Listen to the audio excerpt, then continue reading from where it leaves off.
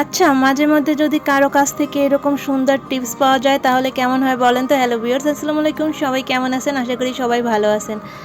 আজকে আমার একটা ভাইয়া, মানে আপনার ভাইয়ের একজন মানে খুবই কাছের মানুষ, আপন মানে ছোট ভাই, আপন ভাই না কিন্তু আপনের চেয়ে অনেকটা বেশি।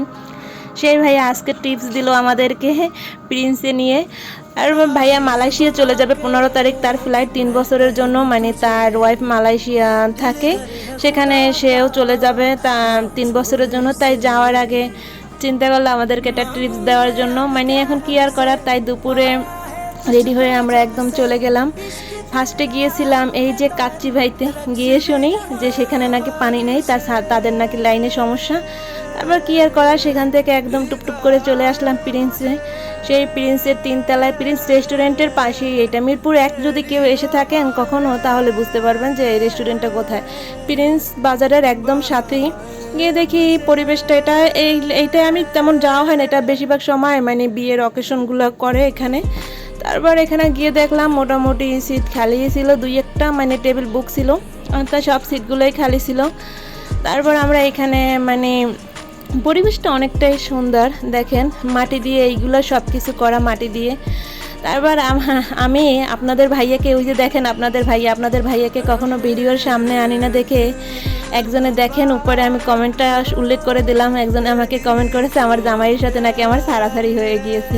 আচ্ছা যাই হোক, আর এই যে এই ভাইয়াটা আমাদেরকে টিপস দিল, ভাইয়াটা আমি ভিডিও করতেছি দেখে একটু টেড়ে টেড়ে তাকায় হাস দিল।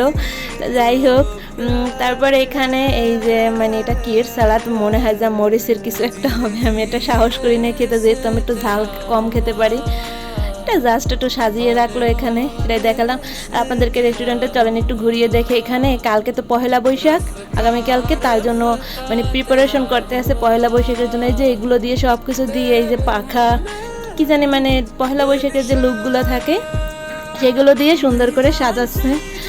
আর আমি ভিডিও করি আমার ভালো লাগা থেকে, আমি বলে যে আমার জামাইয়ের সাথে আমার সারাসারি হয়ে যাবে, এইটা কোন ধরনের কথা বুঝলাম না। মানে আপনাদের ভাইয়াকে আমি কখনো ভিডিওর সামনে আনি না দেখে কি তাই আপনার ভাইয়ের সাথে আমার সম্পর্ক খারাপ, মানে সারাসারি হয়েছে, এটা কেমন ধরনের কথাবার্তা ভাই বুঝলাম না।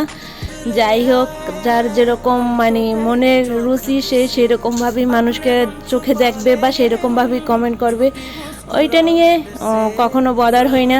আমাকে যেমন ইগনোর করারও মানুষ আছে, তেমন ভালোবাসারও অনেক মানুষ আছে। তাই ওই কে খারাপ ভাবলো কে কি ভাবলো ওইটা নিয়ে আমি কখনো চিন্তা করি না, কে ভালো ভাবলো সেটাই সবসময় চিন্তা করি। আচ্ছা, সবাই ভালো থাকবেন, সুস্থ থাকবেন, আল্লাহ হাফেজ, আসসালামু আলাইকুম।